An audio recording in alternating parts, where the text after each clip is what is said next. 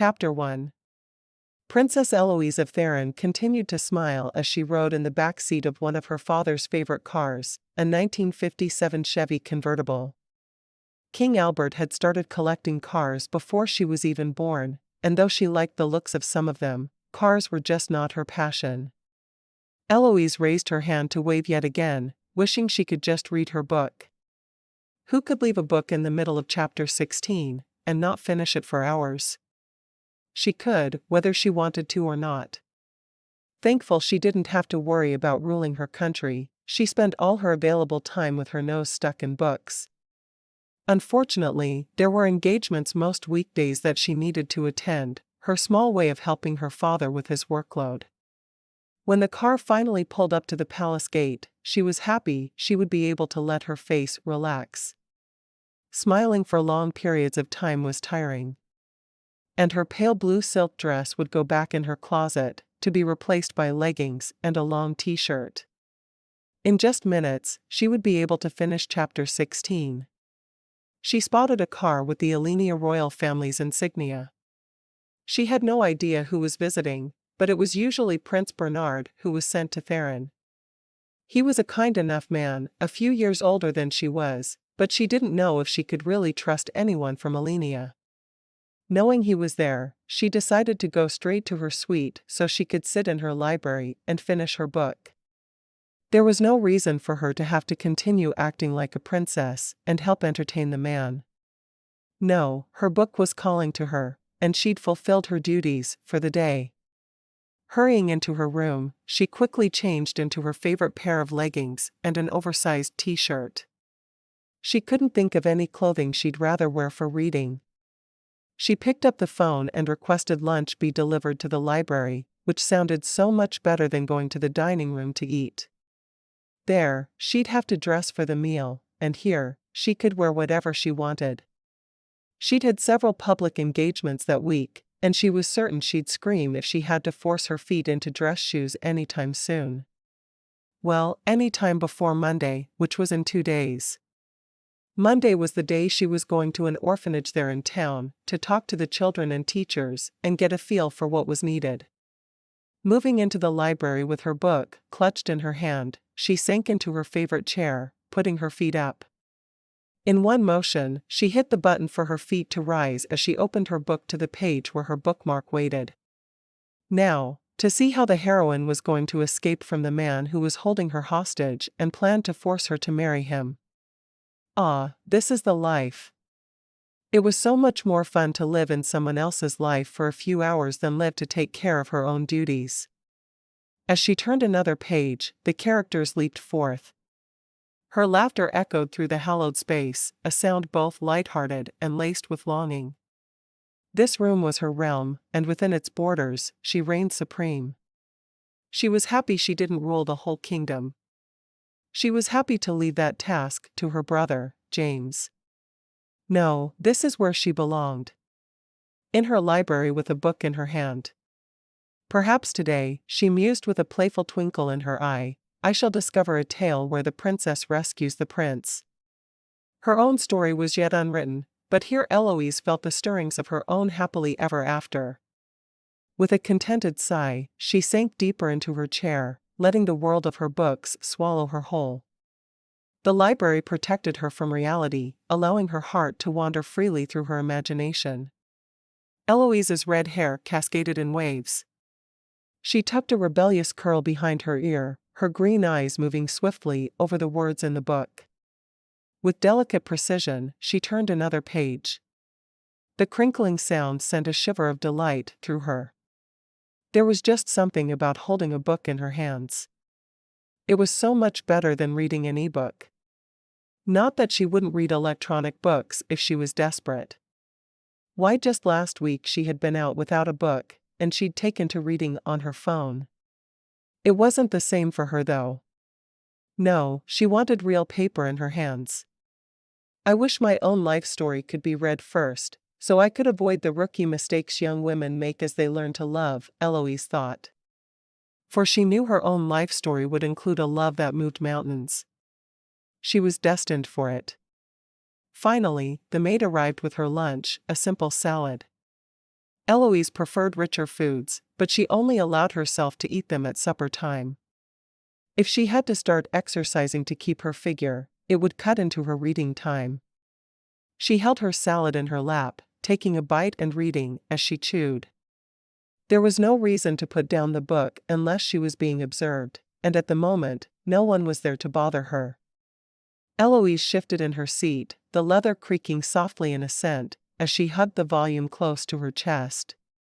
Tomorrow, she promised the silent room, I shall pen a chapter of my own, one filled with laughter and perhaps a sprinkle of romance. A small giggle escaped her lips, betraying the delight that blossomed within her chest. She read on, about lovers intertwined by destiny, their spirits buoyant with the promise of forever. Eloise turned another page, her anticipation palpable.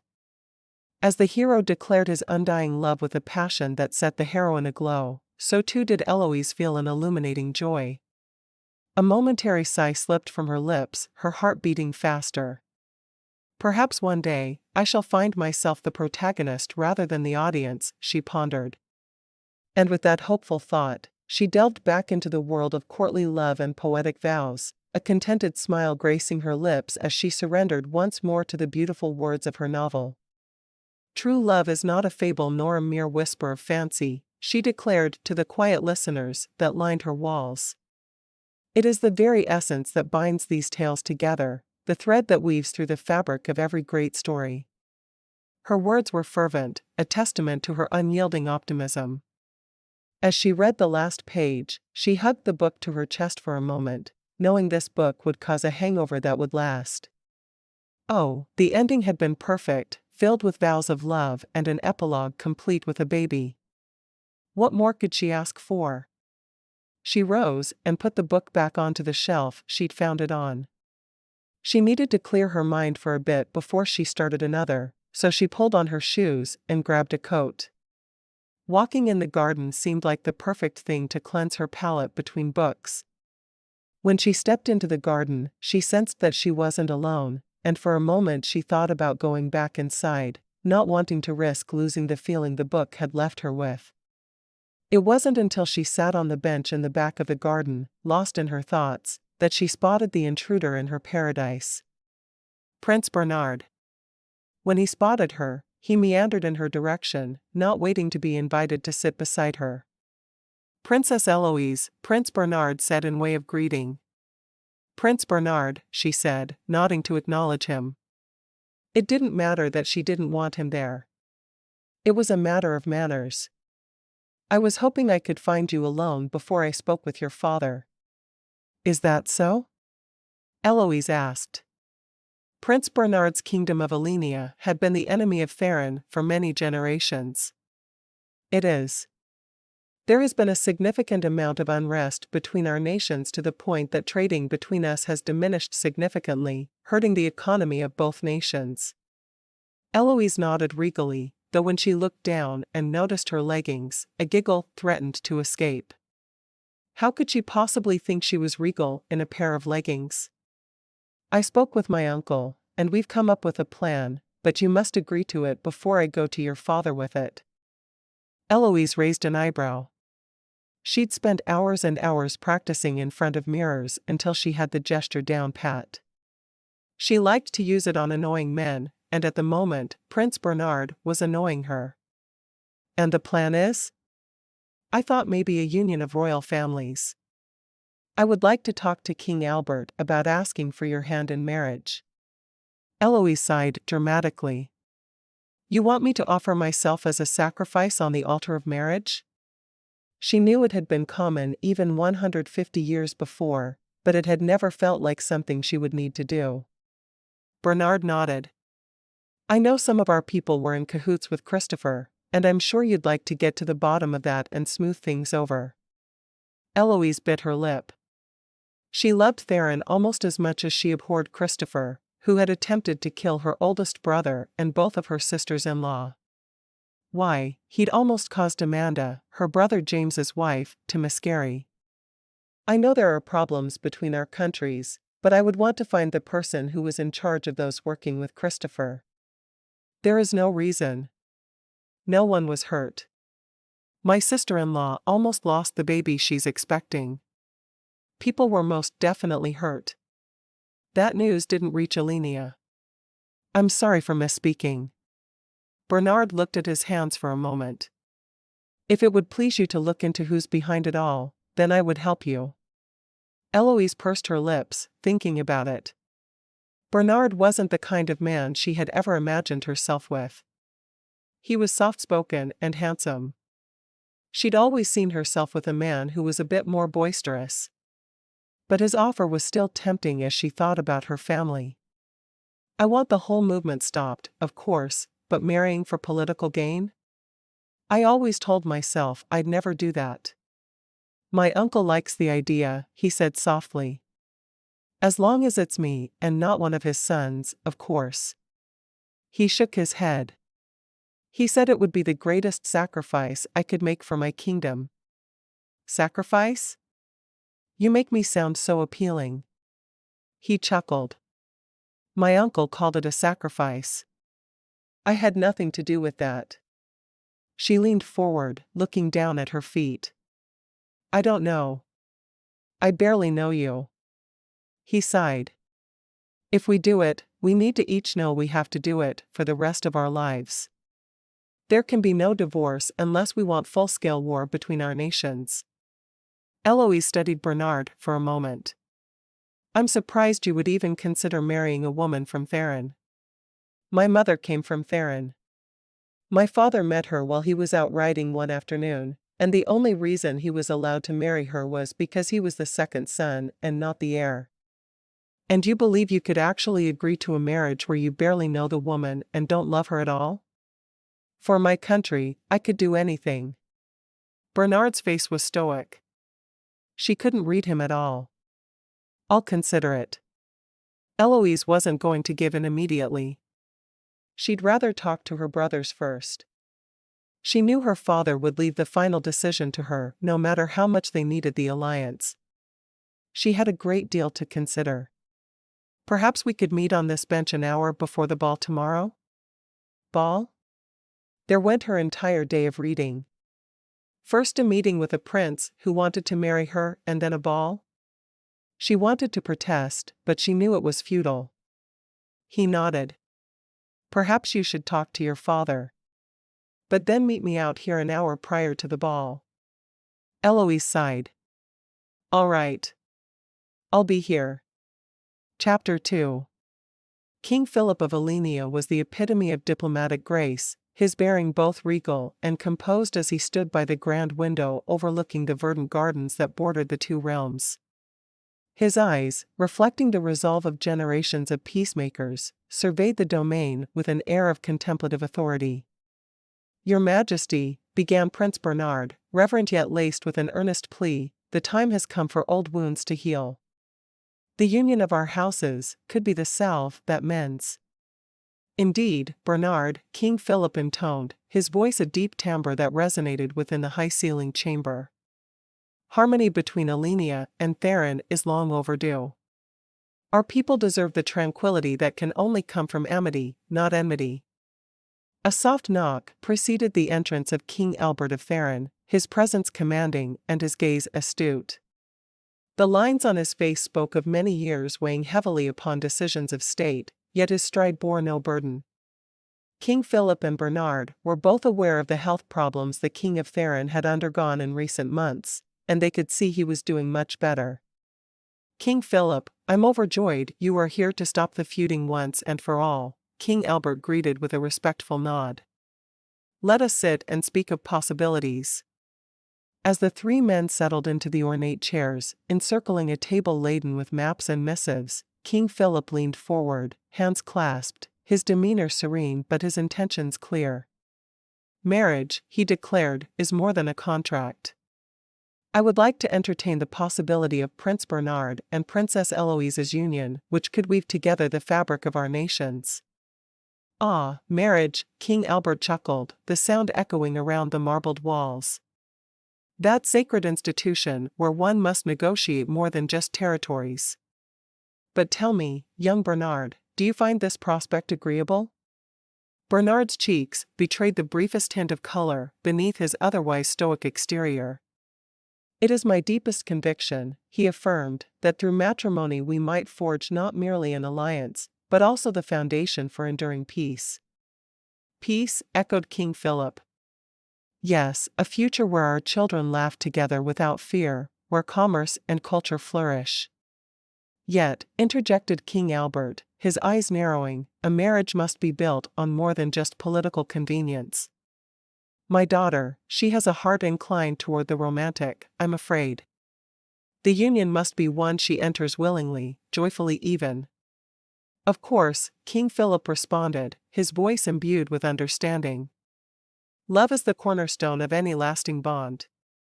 We shall proceed with all due respect to the desires and affections of the young couple." "Very well," King Albert conceded with a nod, the beginnings of a smile playing at the edges of his lips. "I certainly hope this will bring peace to our countries." "Hope," mused King Philip, "and a touch of romance, perhaps." King Philip rose, extending a hand to King Albert. "Gentlemen, I pray this will be the beginning of true peace for our kingdoms." "Agreed," King Albert replied. King Albert's words hung as heavily as the velvet drapes. "Bernard," he said, "you are welcome to court my daughter as long as she agrees with the idea. I don't want her to feel forced to marry anyone, especially for a political match. I promised myself, before my children were born, that they wouldn't ever be used as political pawns."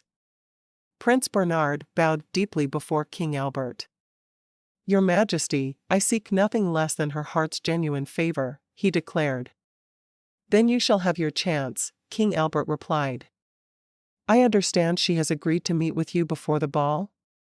"She has," said Bernard, his voice steady though his pulse raced with anticipation. "We will meet to discuss her decision in the royal garden. I do hope she will agree to a courtship, but I will not speak for her," King Albert said. Meanwhile, in the solitude of her chambers, Princess Eloise stood before her balcony, gazing out over the moonlit gardens. The roses seemed to understand the weight of what was to come. In the quiet of night, her thoughts tangled like the thorny stems. "Is it possible," she murmured to the wind, "for duty and desire to entwine, or am I fated to sacrifice one for the other?" Her heart longed for a love as consuming as the stories that had lulled her into dreams as a child, yet here she was, considering a marriage that served more as a bridge between kingdoms than a joining of souls. "Prince Bernard is honorable and kind, but does admiration pave the way to love?" She pondered the smiles they shared, the laughter that came easily, but the elusive spark, the fire of passion, remained a stranger to her breast. "Yet can I stand by, a mere spectator," Eloise continued, her gaze hardening with resolve, "while our nation's old wounds fester and weep?" She knew her union with Bernard could be the salve that healed generations of discord. "Love may blossom in time," she whispered, "and until then, let my love for Theron guide me." Princess Eloise paced before the grand mirror in her chamber. Her hands, usually so steady and sure, trembled slightly as they traced the delicate embroidery of her evening gown. Could happiness truly be woven from duty? She mused to herself. "Love is a surprising thing," she spoke into the mirror, half expecting the woman staring back to offer counsel. "Yet here I am, trying to coax it into a cage of convenience." "Perhaps," she continued, "the respect we hold for one another can turn into mutual love and passion. At least I hope it can." "Bernard deserves a chance to prove himself," she decided, her gaze lifting to meet the challenge in her own eyes. "And Theron deserves the chance to heal." "Let us court, then," Eloise resolved, the words unfurling with newfound determination. She imagined the ballroom ablaze with light. Bernard would be there, a suitor amongst shadows. Would he move with the grace of sincerity or the stiffness of obligation? "Show me, Bernard," she whispered, "that we can have true feelings for one another." Eloise traversed the length of the opulent corridor, her footsteps muffled by the plush carpet. The walls, adorned with portraits of regal ancestors, seemed to observe her with a mixture of curiosity and quiet encouragement. She paused before the grand doors leading to her parents' private chamber, gathering the tendrils of courage that fluttered within her chest. "May I enter?" she inquired. "Of course, my dear," replied Queen Beatrice from within. The doors creaked open, revealing King Albert and Queen Beatrice seated amidst a sea of documents. They looked up, their expressions softening at the sight of their only daughter. "Mother, father," Eloise began, her heart drumming a staccato rhythm against her ribcage, "I have given much thought to the proposal of alliance with Allenia." King Albert's eyes searched his daughter's face. "And what do you think, Eloise? Will you accept Prince Bernard's proposal?" "In part. I am prepared to allow him the chance to prove himself worthy by entering into a courtship with him," Eloise said. "But I will make sure he knows my consent to court does not guarantee a march down the aisle." Queen Beatrice chuckled. "My dearest, you have your father's intelligence and my flair for the dramatic. Proceed with care, I do not want to see your heart broken." "I don't want that either," Eloise agreed, her lips curving into a smile. "Don't worry. I'll be very careful, and I know that even if I decide not to marry him, my family will still support me." Having received the approval of both her parents, Eloise retreated, feeling that she was doing the right thing with full familial support. The evening air was scented with the fragrance of jasmine as Eloise made her way through the royal gardens. She found Bernard waiting by the fountain. He stood tall, the lines of his figure etched against the darkening sky. "Bernard," Eloise greeted, her approach heralded by the rustle of her gown against the manicured hedges. "Princess Eloise," he responded, turning toward her with a hopeful gleam in his eyes. "Have you reached a decision?" "I have," Eloise affirmed, her gaze steady. "I shall grant you the opportunity to court me, but understand this is a test of compatibility and character. As much as I love my country, I will not marry a man I do not see myself developing feelings for." "Then let the courtship begin," he said, his voice tinged with the thrill of the challenge. "I pray for our kingdom's sakes that we are truly compatible," Eloise said. Prince Bernard's footsteps echoed on the stone path as he paced back and forth in the royal garden, his mind swirling with plans and possibilities. He had been granted the chance to court Princess Eloise, an opportunity he was thrilled about. He had developed feelings for Eloise over the years, and he was ready to begin their courtship. Yet beneath this elation lay a mess of nerves. He was eager to impress her, but uncertain how to ensure his actions would be met with favor. "Think, Bernard," he muttered to himself. "She's not one for empty flattery or grandiose gestures, she seeks a depth of character, a sincerity of action." He'd had a few casual relationships, but in the back of his mind, he'd always known that Eloise was the woman his heart desired. A gentle chuckle escaped him as he remembered the princess's words, leaving no doubt that her heart would not be easily won. It was this very challenge that thrilled him. He'd known the princess for years, and he would be able to find just the right way to woo her. He had to. "Perhaps," he mused aloud, "it is not about wowing her, but showing her the truth of my intentions." He plucked a tulip, its petals soft against his calloused fingers, a contrast similar to the two parts of himself, the prince and the man, both seeking to be seen and understood. "Ah, but the ball." His eyes gleamed with sudden inspiration. "The ball shall allow me to show her my feelings without words. I can dance with her, and spend all my time with her without raising any eyebrows. I'm certain our courtship will be obvious after a night of us together, but that's all right. I no longer have to hide from her how I feel." Bernard resumed his pacing, this time with purposeful strides. He envisaged the dance, the way he would invite her into his arms with respectful reverence, no rush, no presumption, only the silent promise of partnership. He pictured their conversation, a delicate dance of intellect and humor that would surely enthrall her. "That will work," he said to the evening air, "tonight shall be but a prelude to our relationship, and I cannot wait for it to start." With each step, Prince Bernard rehearsed his approach, thinking of the correct way to be with her.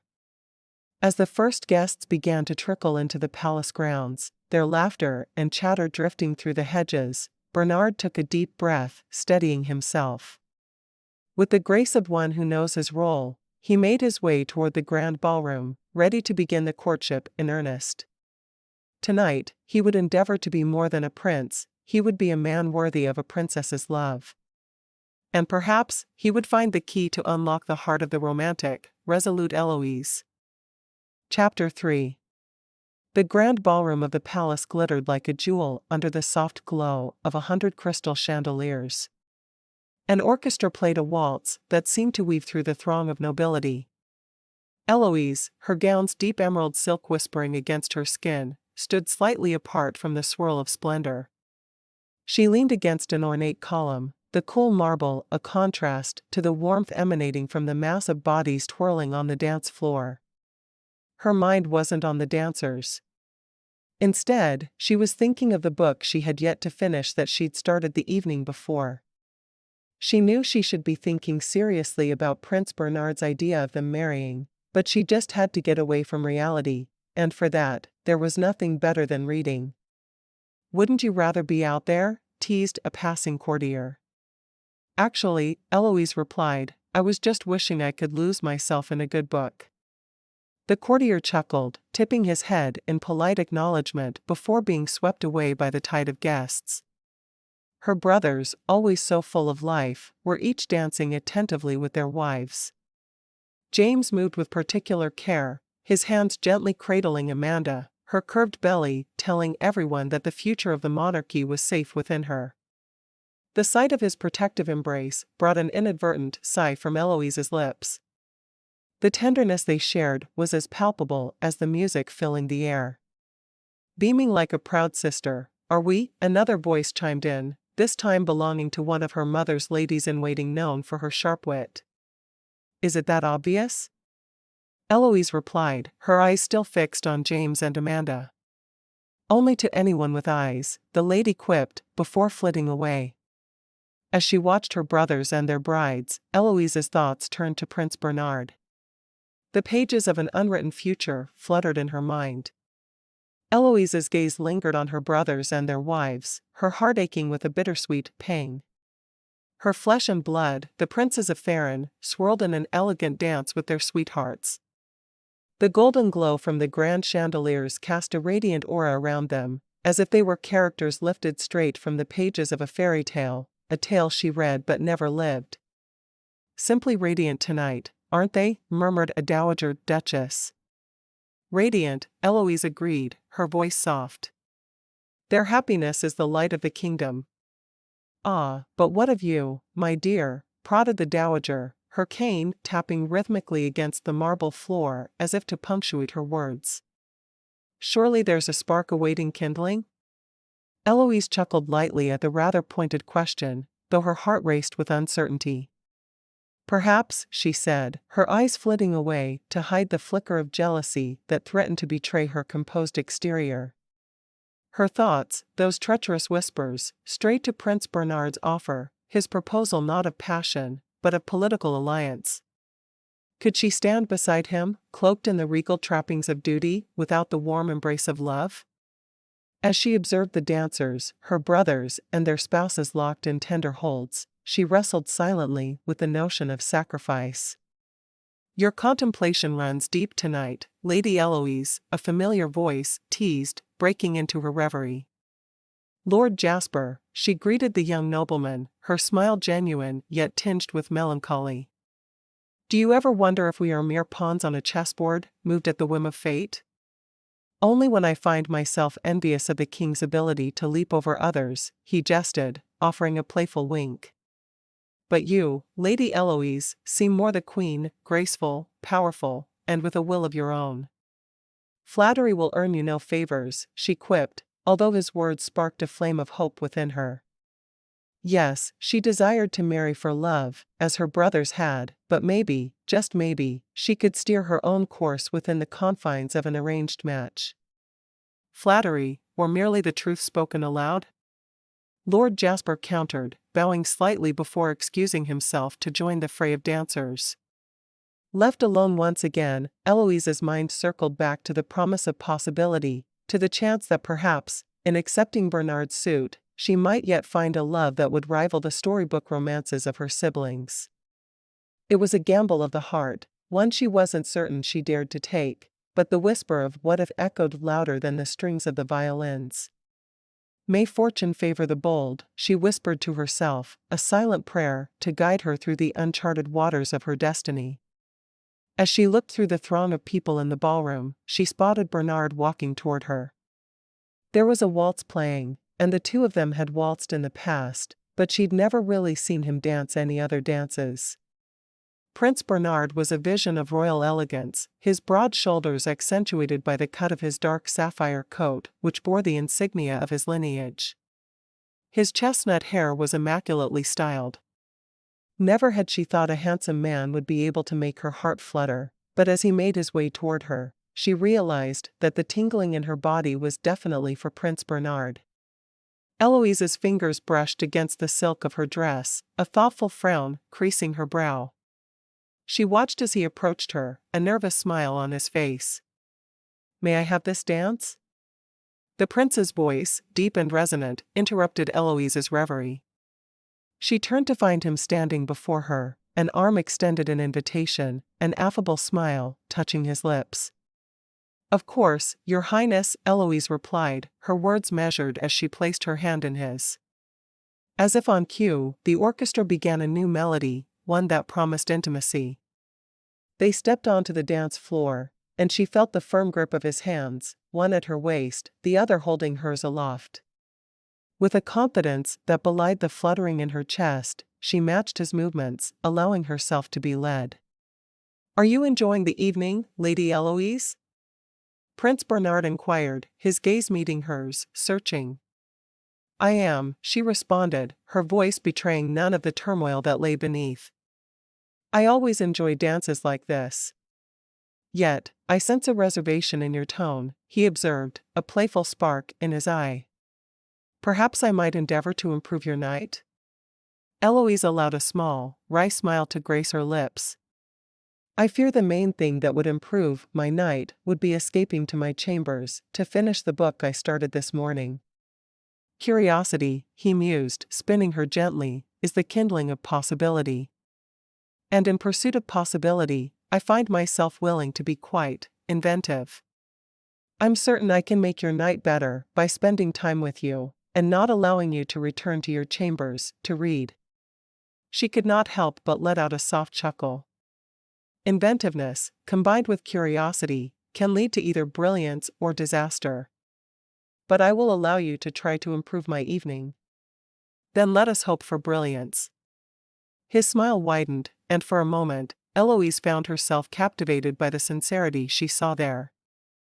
As they continued to dance, Eloise became acutely aware of the deference with which the other attendees regarded them, their gazes flickering with interest and speculation. It was clear that the union of Theron and Allenia, symbolized by her dance with Prince Bernard, held more significance for the people there than she'd realized. "Enjoyment and duty need not be mutually exclusive, Lady Eloise," Prince Bernard said, as if he could read her very thoughts. "Perhaps," she conceded, her heart whispering questions that her mouth wouldn't dare to speak. In the eyes of Prince Bernard, she glimpsed the potential for something more, something real and profound, if only she could reconcile her longing for love with the demands of destiny. "Your grace is unmatched, Lady Eloise," Prince Bernard remarked, his eyes holding hers in a gaze that felt far too intense for a mere dance. "Thank you, Your Highness," Eloise replied, surprised by the warmth spreading through her at his touch. His hands were steady and sure on her waist and back, guiding her through the intricate steps with an ease that belied the undercurrent of energy pulsing through their joined hands. "Does the electricity of the ball not invigorate you?" he inquired, his voice a low hum that resonated in the hollow of her chest. "I suppose," she murmured, her thoughts adrift in the sudden revelation that perhaps there was more to this man than she'd seen before. "It seems to have a rather unexpected effect." "Unexpected can be exhilarating, don't you agree?" Bernard's lips quirked up, and she caught a glimpse of mischief in his eyes before they turned toward the open balcony doors. "Shall we?" he suggested, nodding subtly toward the exit. Eloise nodded, and they made their way through the crowd, which parted for them like waves before a ship's prow. The night air greeted them with a cool embrace as they stepped onto the balcony, the moon casting silver shadows over the lush gardens below. "Beautiful, isn't it?" Bernard remarked, his voice now carrying a hint of something less composed, less kingly. He paced before her, hands clasped behind his back, the moonlight revealing the lines of concern etched into his brow. "Oh, yes," Eloise agreed. "But I sense that you find little peace in such beauty tonight, Your Highness." He halted his pacing and turned to face her, his mask of royalty slipping enough to reveal a man grappling with the weight of his station. "You are most perceptive, Lady Eloise. Indeed, the tranquility of these gardens does little to quiet the tempest within." "What's troubling you?" she asked, the words laced with genuine curiosity. "Sometimes, I wonder if duty and simply being can be reconciled," he replied. "Even though I'm not in line to rule, I feel like a political pawn often, with no choices in life." "Yet even kings must take moments for themselves," Eloise said softly, stepping closer and surprising herself with the urge to comfort him. "To remind themselves that beneath the crown, there is still a heart that beats." Prince Bernard looked at her, and for a moment, it seemed as if he would kiss her, but he hesitated. "Perhaps," he conceded, a wistful note creeping into his voice. "But for tonight, let us return to the ball. After all, the night is yet young, and who knows what possibility it may yet yield." As they turned back to the ballroom, Eloise couldn't help but feel a glimmer of hope flicker within her. Maybe, just maybe, there was a chance for something real between them. "Your thoughts seem particularly heavy this evening," he said, turning to face her with an earnestness that surprised her. She was seeing him in an entirely new light. Eloise offered a wry smile. "Perhaps they are merely weighed down by the gravity of the relationship we see before us." "Ah," he nodded, a flicker of understanding crossing his features. "You find yourself at a crossroads then, torn between duty and desire?" "Is it not the constant struggle of royalty?" she quipped, but her jest did little to mask the tremor of uncertainty in her voice. "True," he conceded, "but it is also a very human predicament. To choose with the heart or the mind, often they pull us in opposite directions. Yet you seem so certain of our potential union." Her gaze met his, searching for the conviction behind those blue eyes. "Because I believe in the strength of alliance, in the unity it can bring to our nations. But beyond that," he paused, stepping closer, "I believe in the possibility of finding unexpected joy in the duties we uphold." "Joy," Eloise murmured, the word rolling off her tongue like a foreign concept. "Yes," Prince Bernard continued, his voice low and steady. "I feel like the chance you are giving me can change the future for both of our nations. A chance to court you, properly, without pretense. To win your heart, rather than assume its allegiance due to my title." She studied his face, noting the way the shadow and light played upon his chiseled features, creating a softness that was seldom seen in the public eye. The humor that so often graced their conversations was absent now, replaced by a sincere plea that resonated within her. "Courting," Eloise echoed thoughtfully.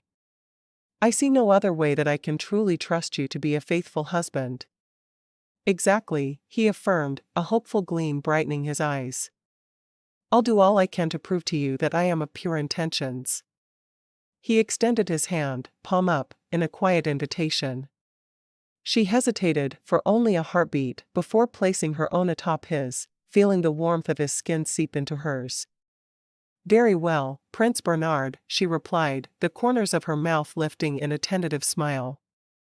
"I will trust you to court me, not only for the benefit of our countries, but also," she trailed off, her eyes meeting his with a spark of mischief, "for the sheer curiosity of discovering where this unexpected electricity might lead us." The corners of his lips twitched upwards. "And may it be one of discovery, laughter, and, if fortune favors us, even love.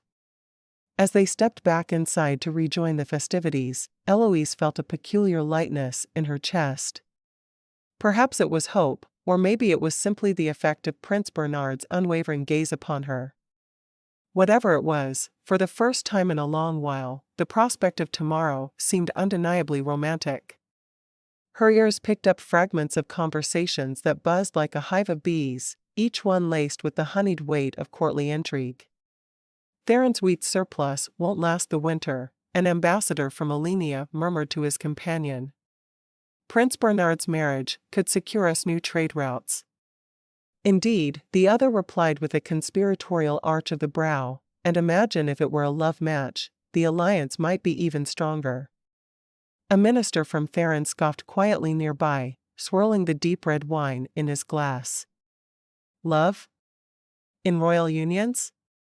Not possible. But let us not forget the military support we require." "Ah," said his ally, a shadow of a smile playing on her lips, "but love can inspire armies, can it not?" Eloise's thoughts pirouetted between their words and the warmth of Prince Bernard's hand still tingling against her own. Apparently people were noticing her and Bernard, and though it seemed far-fetched, she hoped it would lead to a union between the two nations.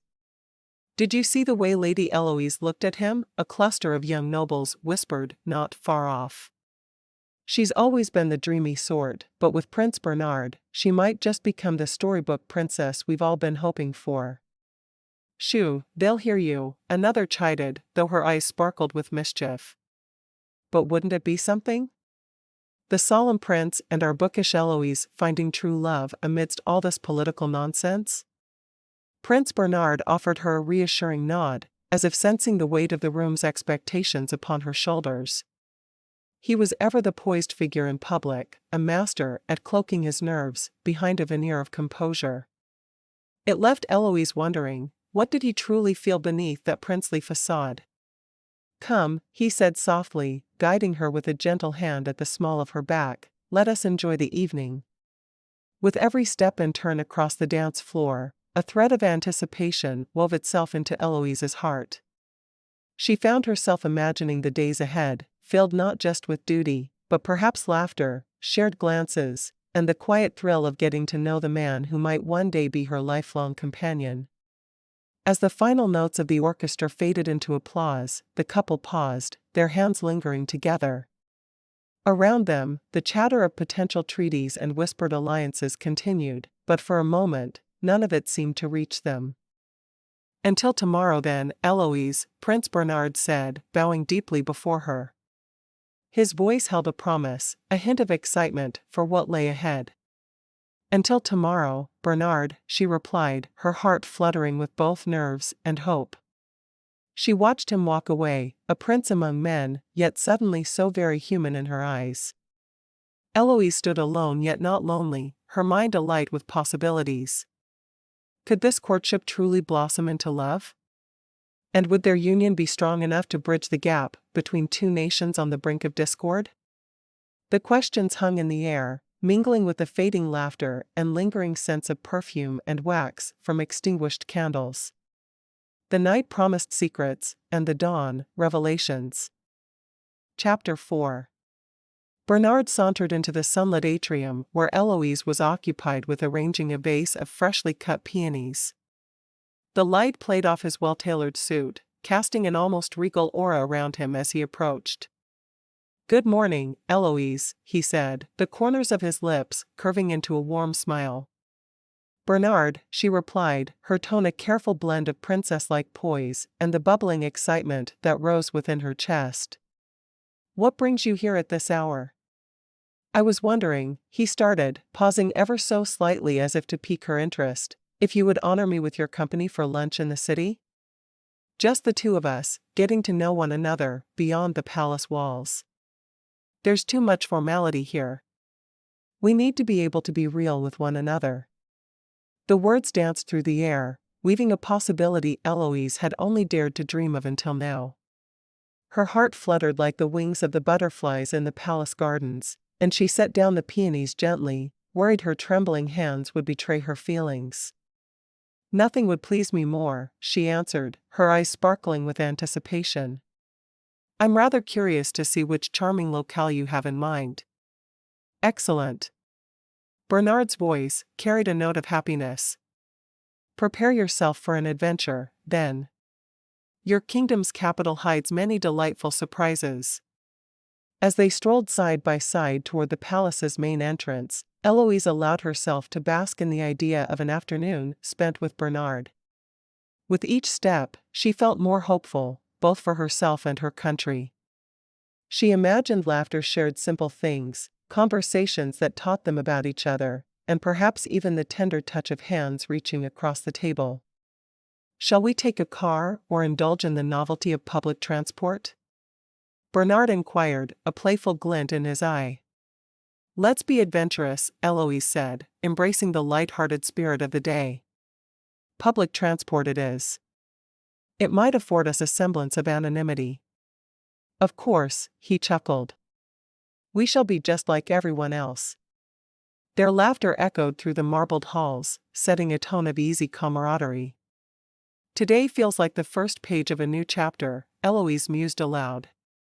Then we will do all we can to write the chapter perfectly, Bernard replied, his hand lightly touching her elbow as they descended the palace steps. When he told her the cafe he wanted to go to, she suggested they walk instead of bothering with public transportation. It's only a short walk.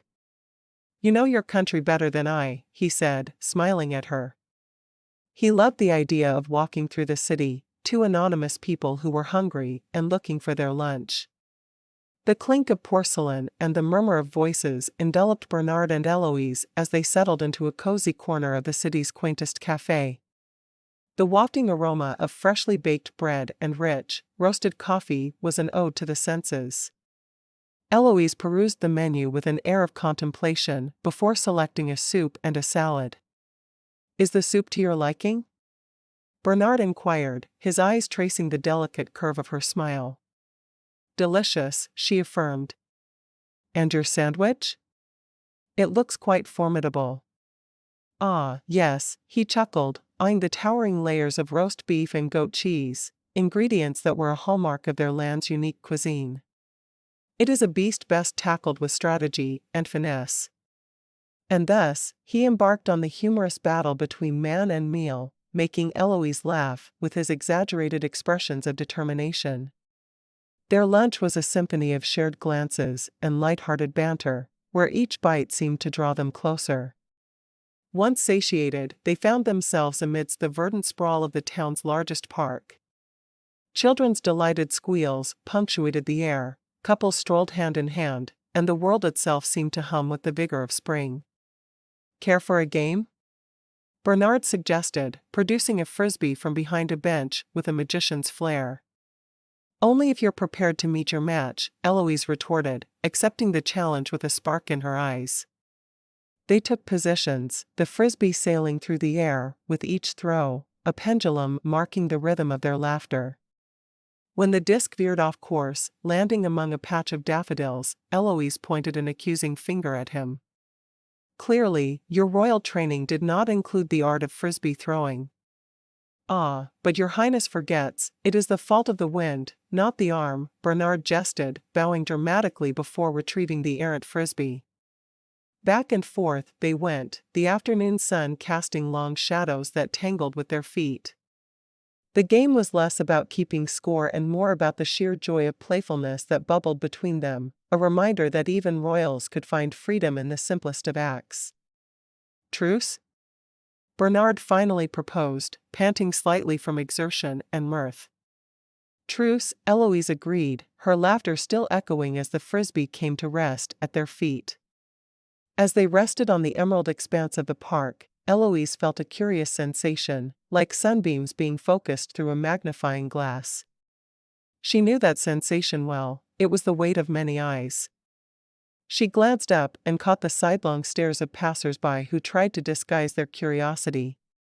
I wish it was easier for me, she whispered to Bernard, whose own gaze met hers with understanding. Being watched?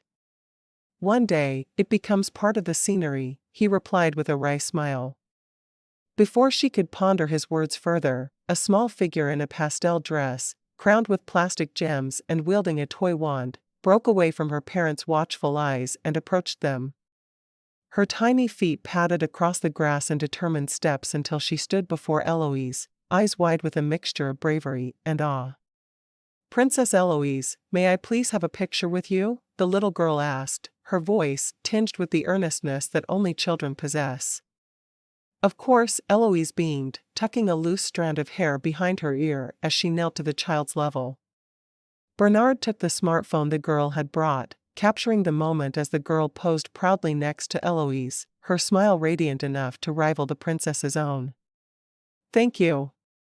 The girl curtsied, clumsily mimicking the grace of royalty, before taking the phone and scurrying back to the safety of her parents. "Shall we?" Bernard suggested, tilting his head toward the palace as the shadows grew longer with the setting sun. "I'm not sure I'm ready for the day to end, but I know Mother is planning a formal dinner while your uncle is here." Eloise agreed, still touched by the encounter. They meandered back to the palace, their path lined with flowers. As they entered the garden, a secluded haven within the royal grounds, Eloise noticed Bernard's peculiar stride, a rhythmic pacing that seemed more pronounced in the tranquility of their surroundings. "Are you dancing or walking, Bernard?" Eloise teased, a playful lilt in her voice. "Ah, the burden of long legs," he said, his mouth twitching upward in amusement. "One must always be cautious, not to outpace the company." "Is that why you're marching in place?" "To keep in step with me," she laughed, observing his lovably awkward attempt at adjusting his gait. Caught in the act, he confessed with a chuckle. "I am indeed guilty of trying to synchronize my pace with yours. An imperfect science, I'm afraid." Their laughter mingled with the rustling leaves, creating a symphony of mirth that filled the garden. In this space, removed from the formality of their titles, they were simply two young hearts enjoying the simplicity of each other's company, with the occasional tease to remind them of the day's joyous absurdities, a delicate dance of budding affection, performed in the theater of nature's grandeur. They parted ways in the garden to ready themselves for dinner, knowing the clothes they wore, though not exactly casual, were not formal enough for supper. Amid the clinking of fine china and the soft murmur of familial conversation, Eloise found herself in a state of heightened awareness. Eloise's gaze, often resting on the gilded patterns of her plate or the blooming centerpiece, flickered toward Bernard with an unexpected frequency. Each glimpse captured him in a candid moment, a quiet chuckle at her father's jest, the arch of an eyebrow in thoughtful consideration, or the gentle manner in which he passed the breadbasket. His uncle sat nearby, observing their interplay with a glint of interest in his eyes. "What did you two find to do today?" inquired James, leaning forward with an elbow propped on the table, a knowing smile playing lightly on his lips as he observed his sister and Prince Bernard. Her heart skipped a beat at his question, and Eloise felt the warmth of the day's sunlight return to her cheeks. Bernard glanced her way, his eyes alight with shared memories. "We ventured into the city," she began. "We dined at a quaint cafe where Bernard introduced me to the most delectable sandwich, and homage to our country's finest produce." "Ah, the roast beef and goat cheese masterpiece," James said with a nod, as if recalling his own encounters with the local delicacy. "A robust choice for a man of equally robust tastes." "Yes, it was," Bernard replied. "But it was Eloise who taught me the art of frisbee in the park afterward. A sport I fear I may never quite master." Laughter rippled through the room at his self-deprecating humor, and Eloise joined in, her eyes sparkling with merriment. "He has many talents, but alas, frisbee is not one of them." "We made quite the spectacle, didn't we?" "Only the most entertaining kind," Bernard assured her, his gaze lingering with affectionate amusement. As the meal progressed and conversations ebbed and flowed, Eloise caught herself once more stealing glances at Bernard. There was something about the way he fit so seamlessly into her world, his laughter mingling with hers, that filled her with a sense of hopeful anticipation. Maybe, just maybe, this playful camaraderie could blossom into the tender shoots of love. King Albert's eyes crinkled at the corners as he watched Eloise recount the day's adventures with an infectious exuberance that seemed to light up the grand dining hall. And then, she was saying, her voice dancing with laughter, a little girl, no older than 5, came up to us in her finest princess attire, complete with a plastic tiara that sparkled in the sunlight. Truly? King Albert replied, his tone warm and encouraging. Well, my dear, it is moments like these when you must remember the power of a photograph. Such memories are treasures for both you and the young ones who look up to their princess. Eloise nodded, her smile unabashed as she imagined the countless little girls who might treasure a moment captured with her. Bernard watched her, a fondness growing in his eyes. Dinner concluded with a flourish of silverware and crystal, and the royal party began to disband, drifting off into the various wings of the palace. Bernard, seizing the opportunity presented by a lull in the departure, offered his arm to Eloise. "May I escort you to your library?" She accepted with a grace that seemed second nature, and together they made their way to the wing of the palace she shared with Theodore. Upon entering the library, Bernard's gaze swept over the towering shelves brimming with leather-bound tomes and paperbacks alike. The scent of aged paper and wood polish hung heavy in the air, a testament to the room's sacred silence. He turned to Eloise, surprise etched on his features. "You truly love this place, don't you?" "More than any other in the palace," she admitted, her fingers grazing the spines of books as if greeting old friends. "Each story is a portal to another world, a life I could have lived." A mischievous glint sparked in Bernard's eye as he plucked a volume from the shelf, his finger tracing the embossed title. "Love's Tender Triumph. This one sounds intriguing." Eloise laughed, a musical sound that echoed gently off the high ceilings. "It's a favorite of mine," she confessed. "The hero is dashing, but terribly flawed." "Flawed, you say?" Bernard quipped, his humor shining through. "Perhaps I should take notes." "Perhaps you should," she teased back, the warmth in her cheeks betraying her delight. Bernard tucked the novel under his arm, a gesture that spoke of intentions to understand her world even more deeply. And then, as if drawn by an invisible thread, they stepped closer to each other, their laughter subsiding into a charged stillness. Eloise's breath caught as Bernard leaned down, his lips meeting hers in a kiss that was at once tentative and bold. They parted, breathless, the taste of possibility lingering between them. Bernard's eyes held hers, and in them, she saw not just the man who had stumbled with a frisbee in the park, but someone who might stumble alongside her through life and love. "Good night, Eloise," he murmured, heading for the door with her book still tucked under his arm. "Good night, Bernard," she replied. With one last glance, Bernard exited the library, leaving Eloise amidst her stories, a smile curving her lips as she touched her fingers to where his lips had been, the memory of their first kiss still lingering there. Chapter 5. Eloise lay tangled amidst her silk sheets. She stirred, her eyelids fluttering open to take in the familiar grandeur of her bedroom, but her mind lingered on the dreams that had enthralled her throughout the night. In the twilight realm of sleep, she had found herself strolling through the palace's moonlit gardens with Bernard. The air had been fragrant with blooming jasmine, their laughter mingling. His touch had ignited flames along her skin as he'd drawn her into an ardent embrace, pressing her against the ancient oak tree in the center of the garden. His lips, urgent and unyielding, had explored hers with a fervency that surprised them both. With each dream kiss, the world around them seemed to dissolve until there was nothing but the heat of his body against hers, the softness of the grass at her back, and the night sky bearing witness to their fervor.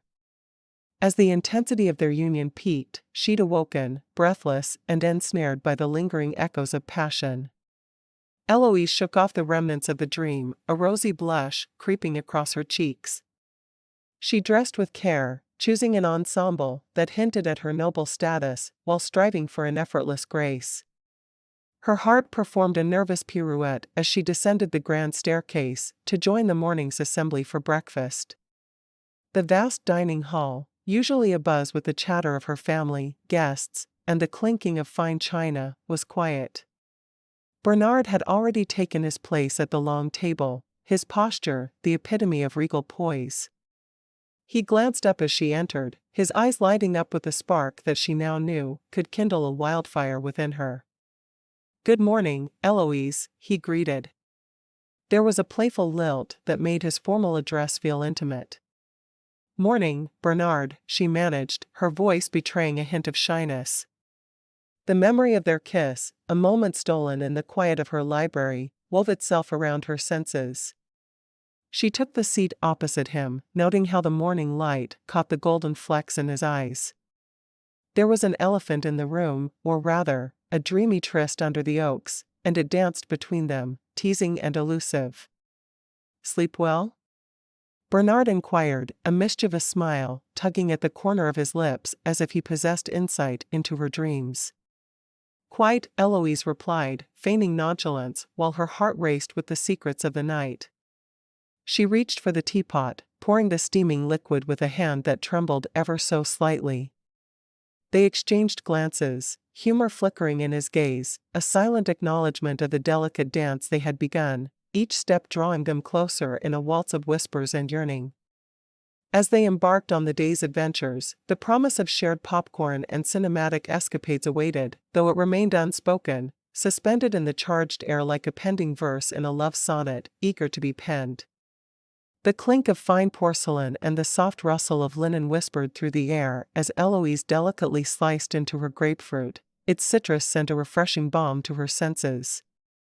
Across the table, Bernard watched her with an attentiveness that sent a warm thrill down her spine. "Would you care for a movie later?" he ventured, his voice smooth. Eloise's heart skipped a beat, a playful smile tugging at her lips. "Do you mean here, in the Palace Theatre?" she asked, her eyes alight with curiosity. She'd never been to a real theater, and the idea intrigued her. Bernard leaned forward, his elbows on the table, breaking royal protocol in a manner that was both endearing and slightly rebellious. "No," he said, "I thought we might venture into the city. Experience the full theater experience, popcorn, soda, and all the trimmings of a commoner's night out." The thought of sitting amongst the city folk, sharing in their laughter and their gasps, was unexpectedly exhilarating. The idea of anonymity, if only for a few hours, made her pulse quicken in anticipation.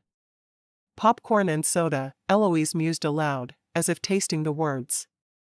"How very normal." "Exactly," Bernard replied with a triumphant grin, as if he had scored a point in a game of royal chess. The prospect was inviting, tempting, even. It was a chance to step outside the gilded cage, to be someone else or perhaps, to be herself without the weighty crown of expectation. The humor in the situation was not lost on her, a princess yearning for popcorn over petit fours, for soda instead of champagne. "Then, Your Highness," Eloise said, her voice laced with a newfound mischief, "it shall be the City Theatre. And let us hope the movie is as thrilling as this escapade promises to be." Bernard's laugh, rich and unguarded, filled the room. The grandeur of the palace faded into a soft blur as the royal car slipped through the gates, discreetly merging into the city's morning pulse. Beside her sat Bernard, his presence a comforting constant in the sea of change. The theater marquee glowed like a beacon, its lights beckoning them to partake in its cinematic feast.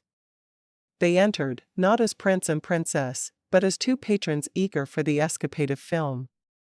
The scent of buttered popcorn wafted through the lobby, weaving a spell of normalcy that enchanted Eloise more than any courtly perfume ever could. Ensconced in the back row's velvet embrace, Eloise found herself entranced by the flickering images on the silver screen, her senses immersed in the unfolding drama. Yet, amidst the laughter and tears shared by the faceless audience, a curious sensation prickled at the edge of her awareness. Every so often, her gaze would stray from the cinematic spectacle to find Bernard's eyes upon her, a soft smile playing upon his lips, the look of someone smitten and entirely unconcerned with the plot's twists and turns. "Enjoying the movie," she whispered during a lull, her voice tinged with mirth. "Immensely," Bernard replied, his gaze never wavering, though I find the view here more captivating." Eloise felt a blush warming her cheeks. She returned her attention to the screen, though now acutely aware of the gentle teasing in Bernard's observation, a playful dance of courtship hidden in plain sight. As the final credits rolled and the lights gently lifted the room from its reverie, Eloise stretched, feeling unexpectedly sated, not only by the story that had unfolded before her, but by the simple pleasure of sharing salted kernels and fizzy drinks with someone who seemed to relish her company above all else. "Shall we?" Bernard offered his arm, the gesture both gallant and endearing. "We should, though I could stay here and watch that movie over and over all day," she said. "That was so fun. And the popcorn just made it seem so much better. Who would have thought?" The walk home was impulsive, whimsical, a decision born of a desire to prolong the ordinary magic they had found. Laughter spilled from their lips, mingling with the symphony of the city. A street vendor, his cart a garden of blooms amid the concrete, caught Eloise's eye. Bernard followed her gaze, and without a word, he approached the vendor, selecting a bouquet of pink roses, each petal a soft echo of the rosy hue that had graced Eloise's cheeks earlier. "For you," he said, presenting the flowers with a flourish that would have made the most seasoned courtier envious. "Thank you," she beamed, accepting the fragrant token. "How did you know that pink is my favorite?" "Ah," Bernard's eyes twinkled with secrets and moonlight, "a prince must have his mysteries."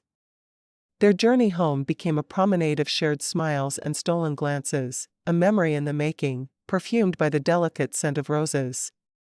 Eloise held the blossoms close, their sweet aroma a reminder of the simple joys that life, when stripped of crowns and thrones, could offer, a sentiment that, much like the flowers, she would cherish long after the night had ended. The grand library of the palace, a sanctuary of wisdom and silence, awaited them like an old friend. Bernard held the door open for Eloise, who stepped into the hallowed room with the soft rustle of her dress whispering against the marble floor. The rows of towering bookshelves, laden with leather-bound tomes, promised an evening of escape and imagination.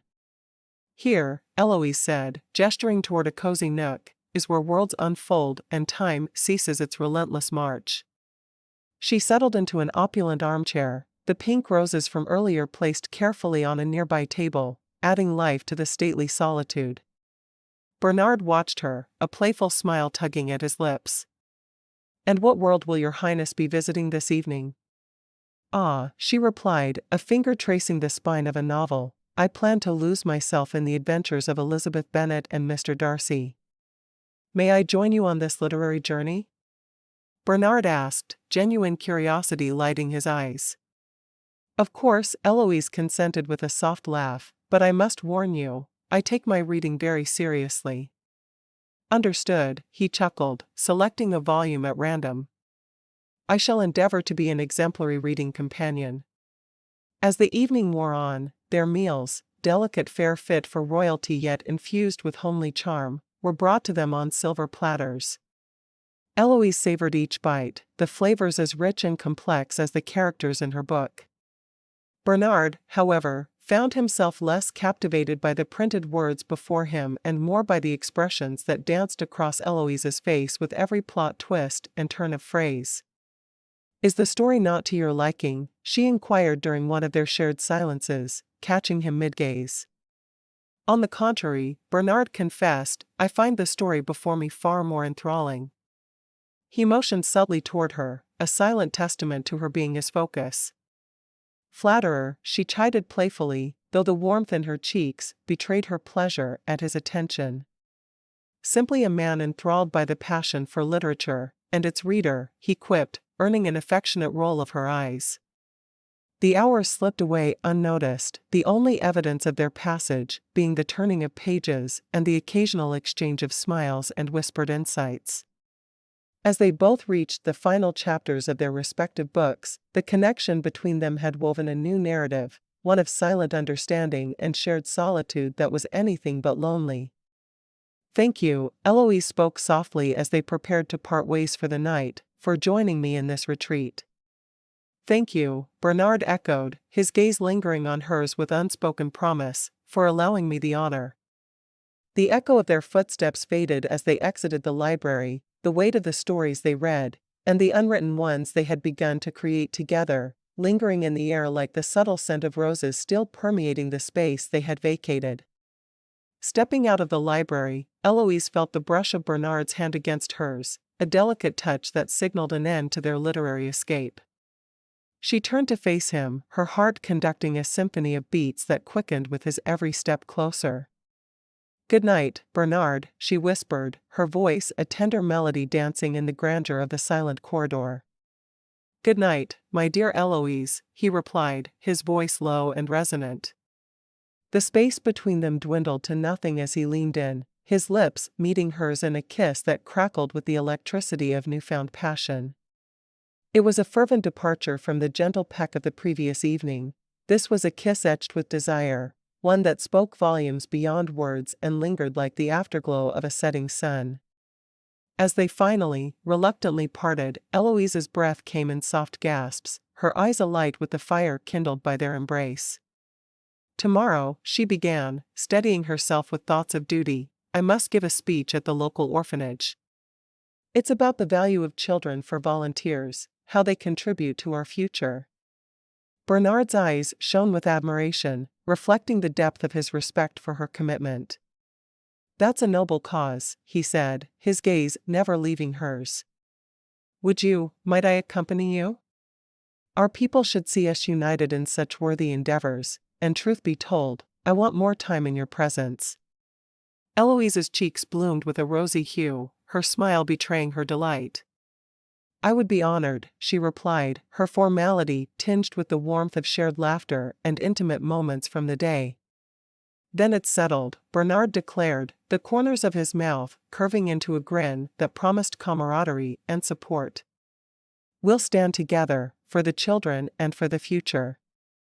They parted ways with hearts full and minds racing, each pondering the significance of the day to come, a day that would undoubtedly weave their lives together in the tapestry of public service and private affection.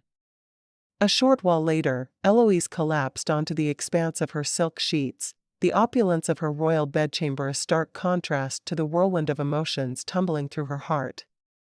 The lingering warmth of Bernard's kiss was still on her lips, stoking the fires of desire within her dreamscape. As she surrendered to sleep's embrace, the world around her faded to a realm where only they existed. In the theater of her mind, the scenes began to unfold with decadent detail. Beneath a tapestry of stars, in the royal garden, Dream Bernard led her in a dance that was far more than a mere waltz. His hands were both tender and commanding upon her waist, guiding her movements to the rhythm of their shared heartbeat. "Your Highness," he teased in her dream, his voice a low melody, "I fear we are scandalously close to impropriety." But his eyes twinkled with mirth, and Eloise found herself laughing, the sound airy and free. "Then let us be improper," she whispered back, emboldened by the fantasy, her voice laced with a playful daring that felt as natural as the breath in her lungs. She twirled under his arm, her gown billowing like the petals of the roses he had gifted her, and when she returned to his chest, it was with a deliberate press that left no space for anything but the electricity between them. The dream shifted, a chameleon changing hues. Now they were seated side by side in a cozy library, the scent of leather-bound books mingling with the essence of the roses still clutched in her hand. Bernard's gaze was not on the tome before him, but rather on her, studying the curve of her cheek, the parting of her lips as she read aloud a passage from a romance novel that made even the dream air crackle with anticipation. Might I?" He stumbled over his words, mirroring their earlier conversation, but this time with a roguish glint in his eye that spoke of desires unvoiced. "Might I be the hero in your story, my lady?" Laughter bubbled up again, light and melodious, as Eloise leaned closer to whisper her assent. And then, there was nothing but the meeting of their lips, the dream spiraling into a passion that echoed the fervency of their real-life parting. Eloise stirred slightly, her body ensnared by the sheets, just as her heart was entangled with thoughts of Bernard. A contented sigh escaped her as she drifted deeper into slumber, lost in the fantasy of a love that was as profound as it was playful. Her dreams were filled with the promise of a future shared between them. Chapter 6. The royal limousine glided through the morning haze, its polished black surface slicing through the mist like a sleek vessel on a silent sea. Inside, Eloise sat with her gaze fixed on the leather-bound speech resting in her lap, the words she would soon deliver to a sea of expectant faces at the orphanage volunteers gathering. "Mind if we chat?" Prince Bernard's voice broke through her focus. "I've been contemplating something rather close to my heart." "Of course," she replied, her eyes lifting from the text. Bernard cleared his throat, a touch more formality threading into his words, as if he were about to propose an amendment to a state treaty rather than indulge in light-hearted banter. "Eloise, I'd be quite honored if you would consider visiting Allenia with me. It's a part of who I am, and I find myself longing for you to see it, to perhaps love it as much as I do." The hint of vulnerability in his request struck a chord within her. The thought of traveling to his homeland, walking the streets he had roamed as a boy, and witnessing the landscapes that had shaped him into the man beside her, it was an intimate invitation. "Bernard," she began, a smile playing at the corners of her mouth, "I would be delighted to visit Allenia. Your country is steeped in such rich history and culture." She paused, her practical side surfacing. "But we must wait until the weekend.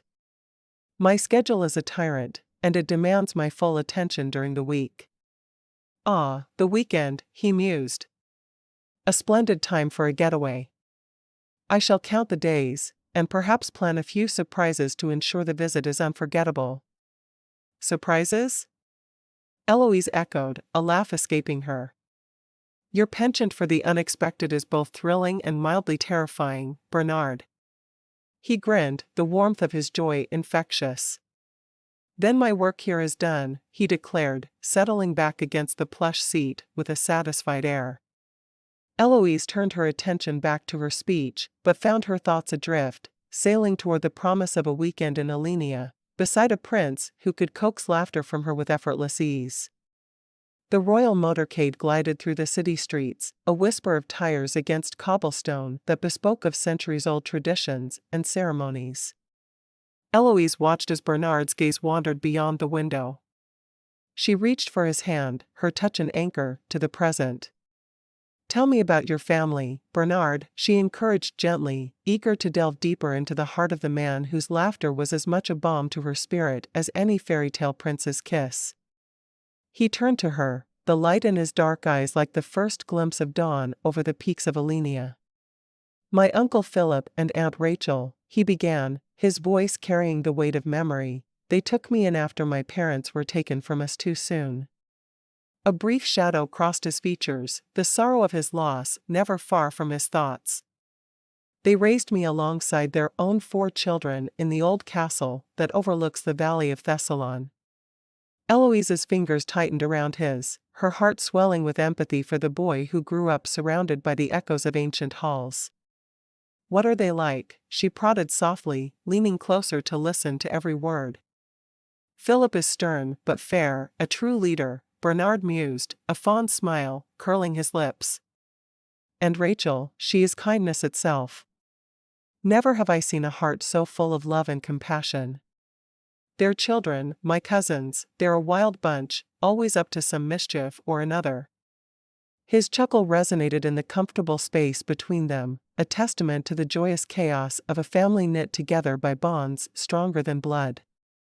Eloise felt the threads of his life weave around her, drawing her into the rich tapestry of his past.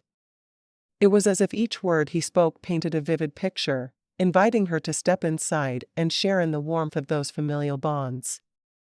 That he would lay bare such cherished memories filled her with an affectionate reverence. It was clear he trusted her, not just as a potential wife, but as someone he longed to bring into the fold of his world.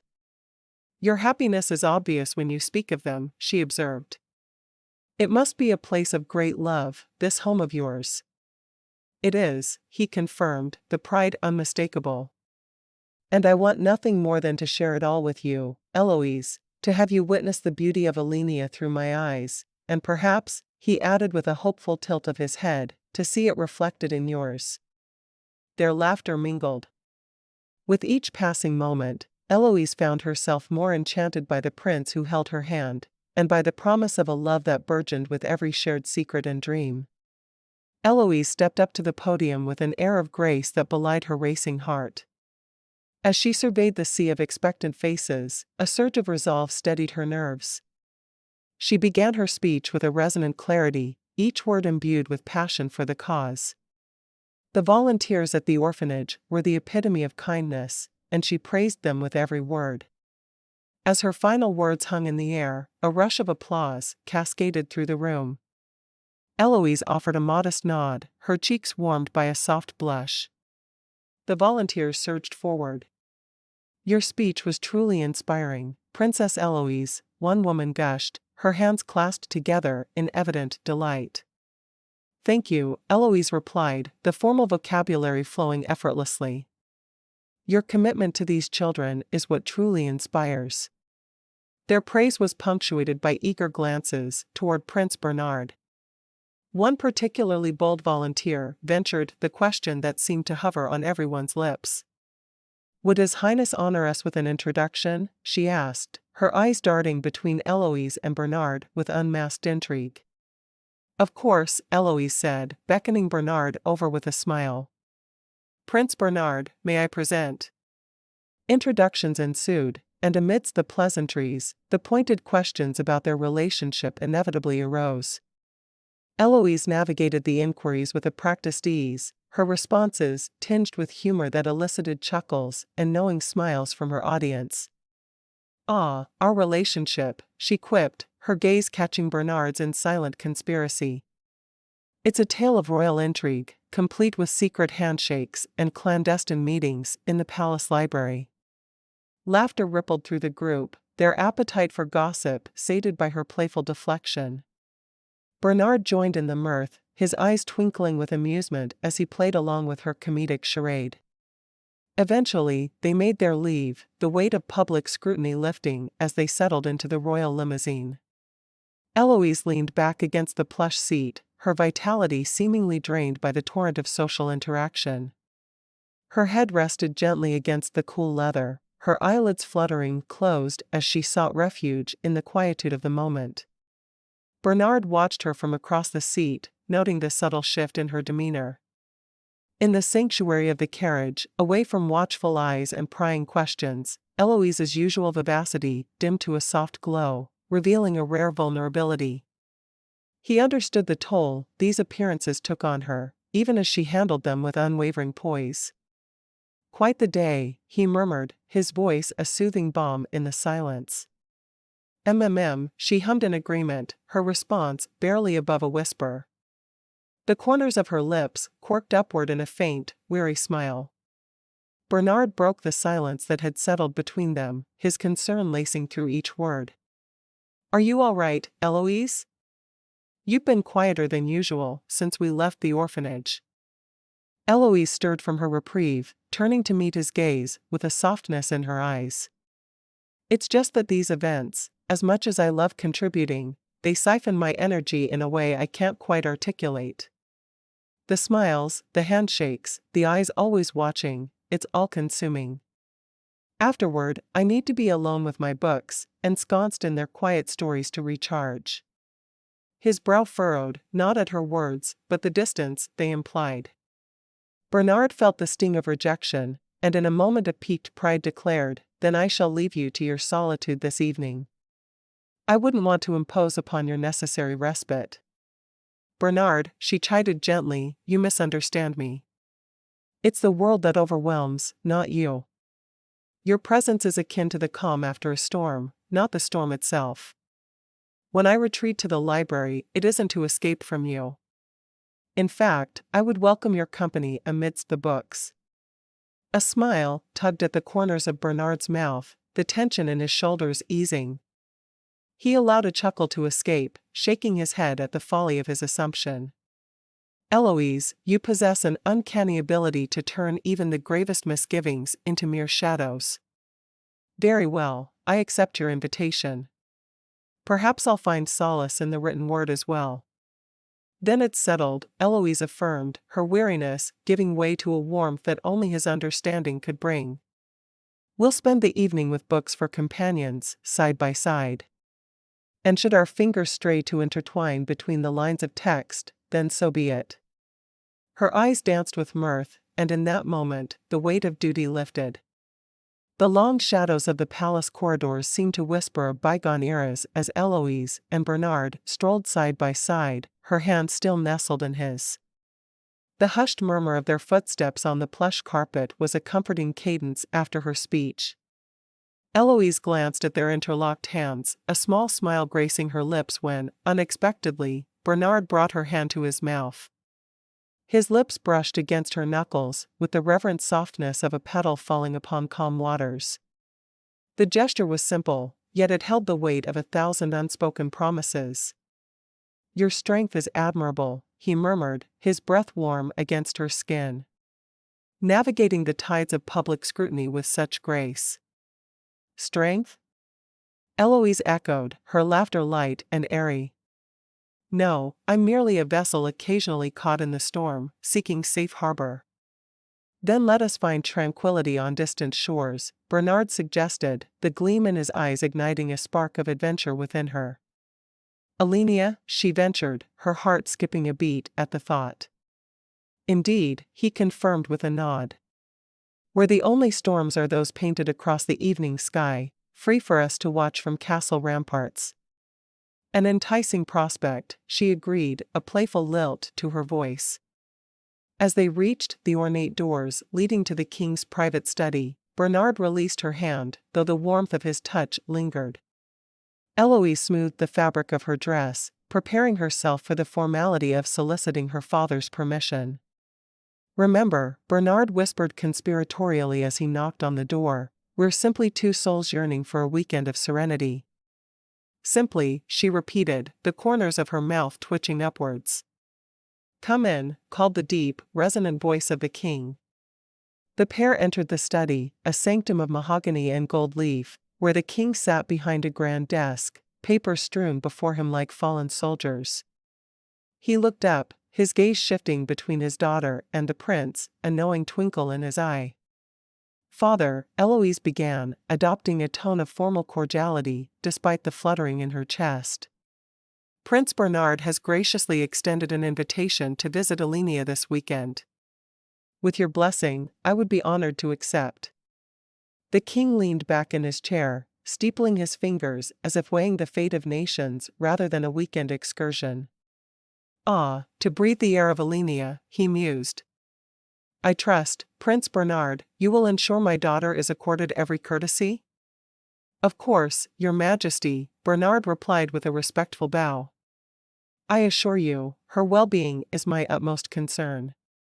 "Very well," the king declared after a moment that stretched just long enough to be uncomfortable. "Permission granted. But do remember, we have expectations to uphold, even amidst leisure." "Expectations," Eloise echoed, her voice, tinged with mock solemnity, "are always on our minds." "Thank you, Father," she said, curtsying gracefully. "Thank you, Your Majesty," Bernard added, his gratitude genuine. The couple retreated from the study, the door closing with a soft click behind them. Once out of earshot, Bernard's laughter rumbled through the corridor, infectious enough to draw a giggle from Eloise. "Expectations be damned," he chortled, his eyes alight with mischief. "This weekend shall be a reprieve for both our spirits." "Yes," Eloise agreed, the impending journey suddenly feeling less like an obligation and more like the beginning of a delightful adventure. Later, in the library, Eloise turned a page of one of her novels, loving the new book smell that came from it. Bernard's presence beside her was as solid and comforting as the oak-paneled walls of the library. She marveled at the quiet symphony of their evening ritual, the crackling hearth, the soft exhalations of shared discoveries, and the occasional brush of fingers as they passed a book between them. "Listen to this," Bernard murmured, his voice imbued with the warmth of a summer's twilight. "It speaks of a love so profound that the stars themselves conspired to align in honor of it." "Ah," Eloise replied with a soft chuckle, such fanciful notions poets have. If only reality were as romantic as their verses. Perhaps it can be, he suggested, his eyes not on the text, but on her, gleaming with an unspoken promise. She met his gaze, and something shifted within her. In that moment, Eloise understood with startling clarity that she no longer needed to read about grand romances, she was living one. The notion was both exhilarating and frightening, like standing at the edge of a precipice with the wind urging her to leap. "Bernard," she whispered, "I am astounded by how much my heart yearns for your company. It's as though you've authored a chapter in my life I never knew was missing." He reached across the gulf of words that lay open before them to cradle her hand, his touch grounding her fluttering thoughts. "Eloise, our story is being written with every breath we share. And I dare say, it's the most genuine tale I've ever known." "Yes," she said, her lips curving into a smile. "For the sake of our people, and my own, I find myself desiring your presence more with each passing day." "Then all that remains," he said, his tone laced with hopeful levity, "is for me to ask the question of you once more." Her laughter, bright and unguarded, filled the room, echoing off the high ceilings. "Make sure it's a grand proposal, Prince Bernard. I've become rather fond of grand gestures." "Nothing less would suffice," he assured her with a playful wink. "After all, we're crafting a love story for the ages." Together, they turned back to their reading, the lines on the pages blurring before Eloise's eyes. For in the quiet sanctum of the library, amidst leather-bound legacies and the silent witness of bygone kings, she recognized the truth of her own heart's narrative. Eloise knew she awaited only one thing, Bernard's renewed plea for her hand in marriage,